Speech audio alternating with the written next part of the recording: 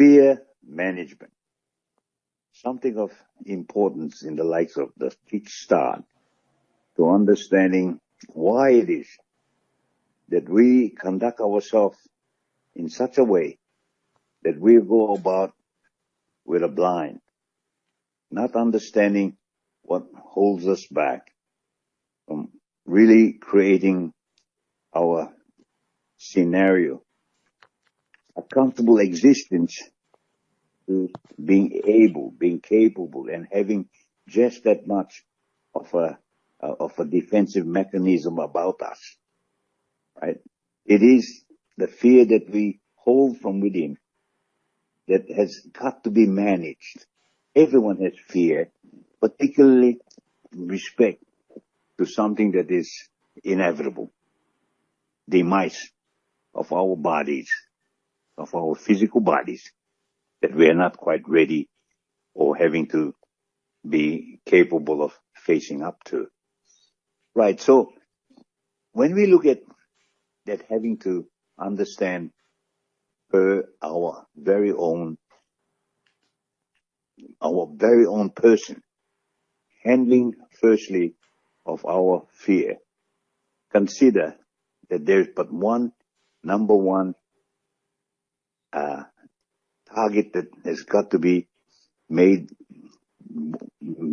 comfortable, made able, and that is having to look at ourselves, understand ourselves, and then take it on to understand others, and then go beyond that. It's purely as like in a communication factor. Intention, attention, and projection. When we intend to have ourselves into a situation of being comfortable, having ourselves into a situation with a defensive parameter well set, so that instinctive, with that sort of confidence that you can make choice to make a change, the choice of which you can stand up and walk away, the choice of which you'll be able to conduct yourself in the element of retaliation with the surprise, or just simply put it there that you are capable of putting a stop to any infringement of you and your presence. That brings on that intention with attention. The attention will also then incorporate what it is of your location. The location takes in all physical motions, in that you've got your location in this safety position, or the actual location of where you are, what it is that you confront, how it is that you are there in present time, right? And what it is that you now be able to rationalize what to do, how to do it, accomplishing what is necessary to take action on a cause and effect. So that is attention. We go further on then to the projection. In projecting this as like to come out of a shell, the first thing would be as in appearance.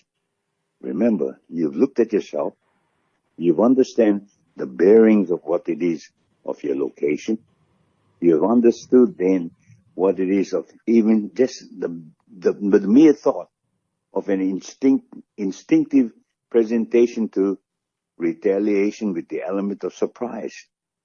So you project that with what it is that you put out as an intention, attention, and with the projection of directing your energy.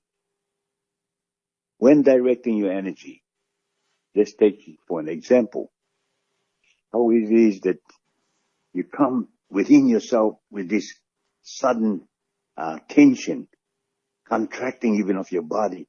So not only do you overweigh yourself, you bring on this feeling of being stuck, right?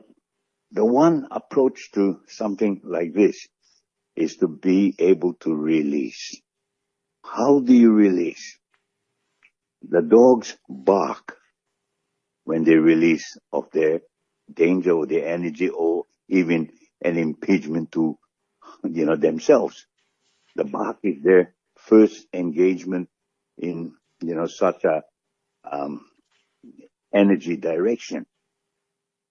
If one would think about even pointing a finger, or even giving a yell as one point a finger, or even putting a word stop with the pointing of a finger, wouldn't that impinge, even temporarily, but impinge with that direction of energy, what projection is all about?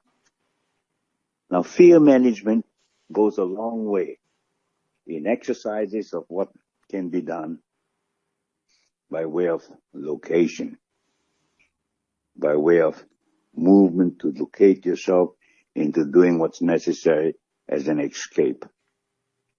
And then having to even apply techniques on a reverse manner, like as such, being a blind person. Look about you. Recall in your own visionary perception everything that you see. Take note, detail it. When you are there and where you feel comfortable that you've recalled this like a movie or like a filming session, right?